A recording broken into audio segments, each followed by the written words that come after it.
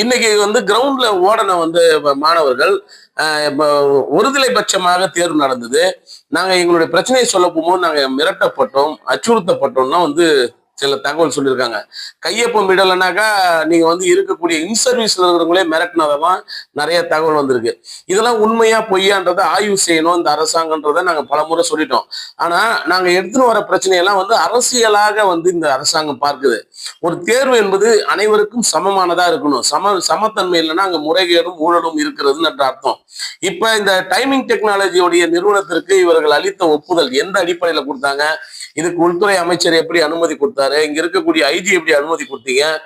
இங்க இருக்கக்கூடிய அரசாங்கம் எப்படி அனுமதி கொடுத்ததுன்றது ஒரு மிகப்பெரிய கேள்வியா இருக்கிறது. புதுச்சேரி மாநிலத்துல நாங்க இந்த புகார் சம்பந்தமாக விஜிலன்ஸ்ல ஒரு புகார் கொடுக்கறதா இருக்கிறோம்.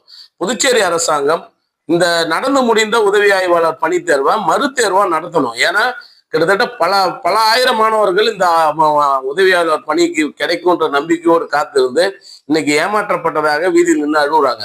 அவங்களுடைய வலியை போர்க்கும் விதமாக மீண்டும் அந்த மறுதேர்வை இந்த அரசாங்கம் நடத்துவதற்கு முன்வர வேண்டும் என்ற வேண்டுகோளை வைக்கிறோம். அதே போல இப்ப நாங்க சொல்லக்கூடிய குற்றச்சாட்டு உண்மையான்றதை விசாரிக்கணும். சத்தீஸ்கர் மாநிலத்தில் அவங்க மீது போடப்பட்ட வழக்குடைய நகல் இங்க இந்தியில இருக்கு. நான் அதை காப்பி பண்ணி வச்சிருக்கேன். அவங்க கம்பெனியோட நேம் முதற்கொண்டு அது இருக்கு.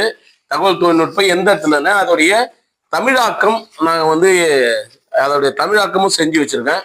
தமிழாக்கத்துல ரொம்ப தெளிவா இது ஒரு காவலர் தேர்வு நடக்கக்கூடிய